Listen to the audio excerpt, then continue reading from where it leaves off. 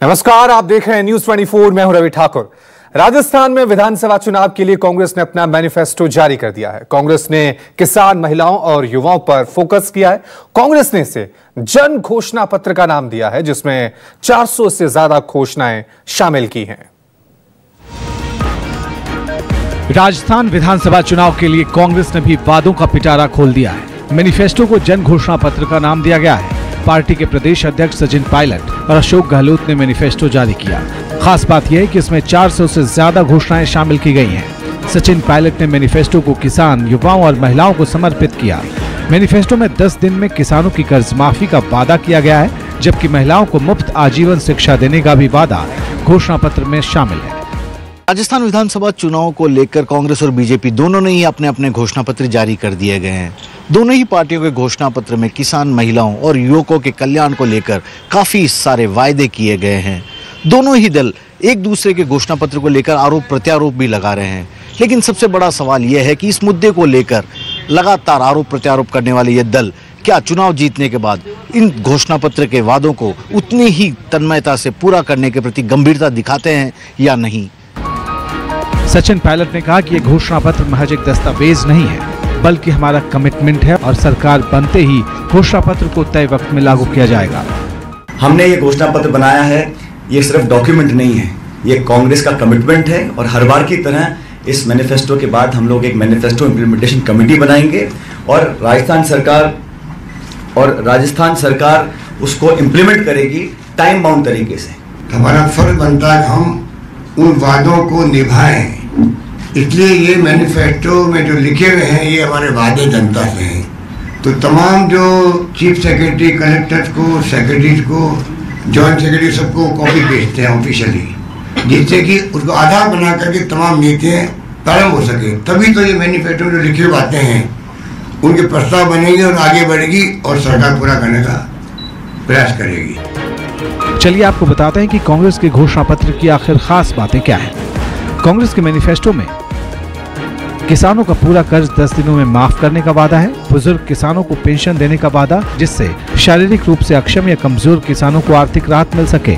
असंगठित क्षेत्र के मजदूरों के कल्याण के लिए बोर्ड बनाने का वादा।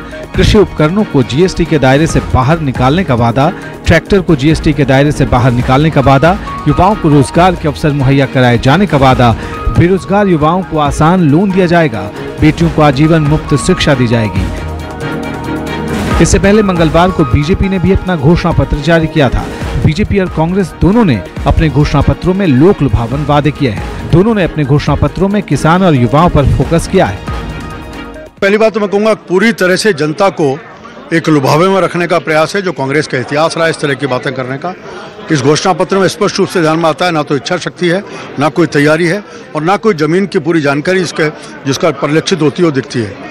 आज आप कह रहे हो ऋण माफ करने के बाद 10 दिन में करेंगे। एक बार 55 साल राजस्थान में आपने शासन किया, देश में शासन किया, एक बार भी राजस्थान में आपने किसानों को कर्ज माफ नहीं किया। 3 बार उदाहरण राजस्थान के आते हैं। एक बार लगान माफ करने का भैरव सिंह जी के समय 10,000 का ऋण माफ करने का, दूसरी बार 50,000 का। ये केवल भारतीय जनता पार्टी ने किया है। चलिए आपको बताते हैं कि दोनों घोषणा पत्रों में आखिर कितना दम है। किसानों का कौन हमदर्द। बीजेपी ने किसानों की आय दोगुनी करने का वादा किया है, जबकि कांग्रेस ने किसानों का कर्ज 10 दिनों में माफ करने का वादा किया है।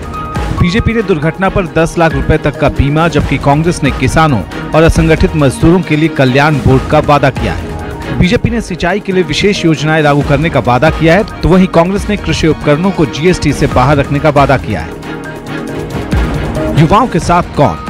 बीजेपी ने बेरोजगारों को 5,000 रुपए भत्ता देने का वादा किया है, जबकि कांग्रेस ने 3,500 रुपए देने का वादा किया है। जहां बीजेपी ने 50 लाख नौकरियां देने का वादा किया है, तो वहीं कांग्रेस ने अधिक से अधिक रोजगार देने की बात कही है।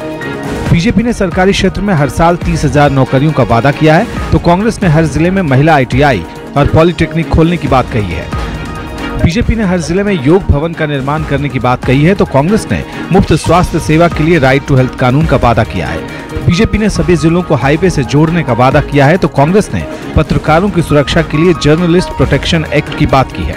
इसके अलावा बीजेपी ने शहरी रोजगार गारंटी कानून लाने का वादा किया है, जबकि कांग्रेस ने किसान और युवाओं के लिए अलग से कानून लाने की बात कही है। चाहे बीजेपी हो या कांग्रेस, दोनों ही दलों ने सभी वर्गों के फायदे की बात की है। अब देखना होगा कि जनता को किसके दावे और वादे पसंद आते हैं और किसके सिर वो सत्ता का ताज पहनाते हैं। Bureau report, news 24।